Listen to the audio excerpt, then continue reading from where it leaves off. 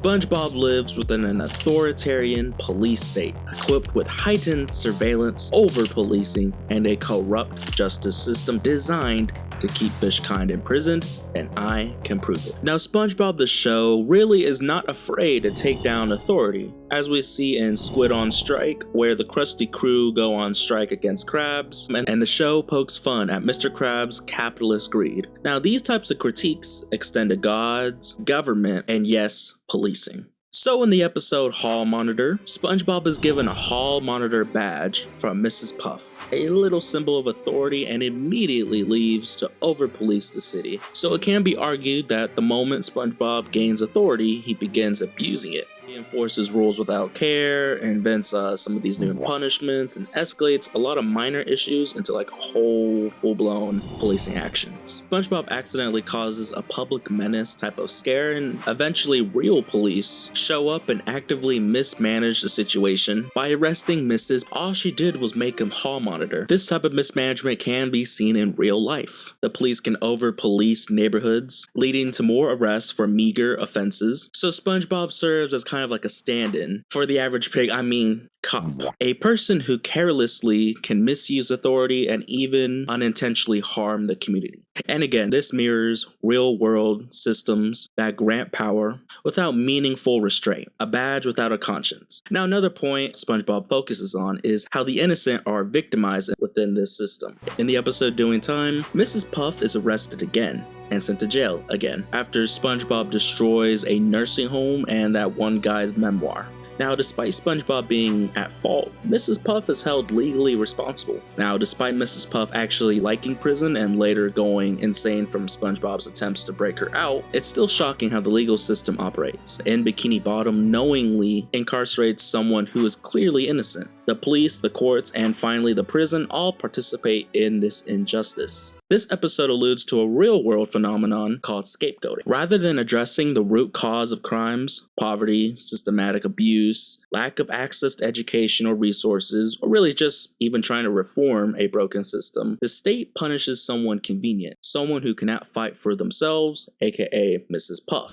Mrs. Puff's incarceration doesn't really solve anything. SpongeBob remains untrained. Mrs. Puff actually likes it, but on paper, she should have some freedom. The prison only exists to absorb blame, take in society's undesirables, and act as a holding space for our society's views of reform. So prison bad. Another episode this happens in is Party Pooper Pants. So SpongeBob gets a party planning kit and invites everyone for a party, but he sucks and really only gets in the way, so when he goes outside and gets locked out, no one really rushes to open the door. So he's locked out and he's left to try and break into his own house. But police catch him, and upon some further questioning, they actually let him go. But then get this, they arrest him. And I'm not joking here, because they were invited. That is clear abuse of authority and only victimizes SpongeBob, as he clearly could have gotten help and let them inside and enjoy the party. Where is the logic? And in another episode, SpongeBob meets the Strangler. SpongeBob provokes a hardened serial strangler and needs a bodyguard. He ends up scaring everyone away because no one really got hands like that in Bikini Bottom apparently, and they can't protect him from this hombre. So as the Strangler sneaks into SpongeBob's security position, and once he gets them nice and alone, Patrick actually gets in the way. And on his way out, SpongeBob confuses Patrick and makes him think he was a Strangler. Patrick rushes out to turn himself in. Some more stuff happens, and in the end, it is revealed that Patrick was arrested? Patrice? Subaru? Really? He looks nothing like the Strangler, so presumably they only took his confession, processed him, and put him in a cell, all while he looks like this. This is gross incompetence, ample negligence, and illegal.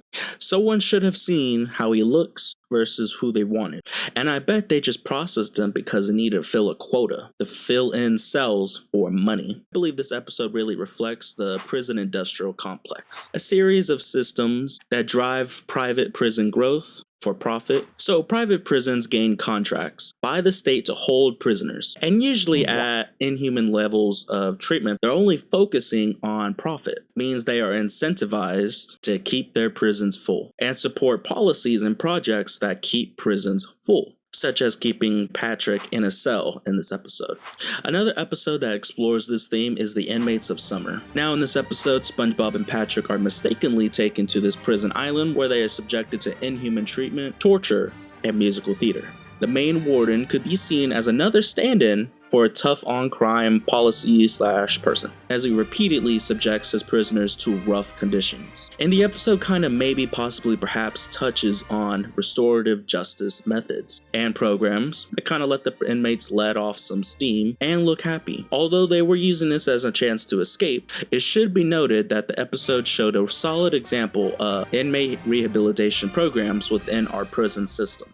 So, does SpongeBob live in an authoritarian police state? I would have to say yes. The police are repeatedly shown to be distrustful, incompetent, cruel, and precisely corrupt. A big bowl of soup that smells like poop.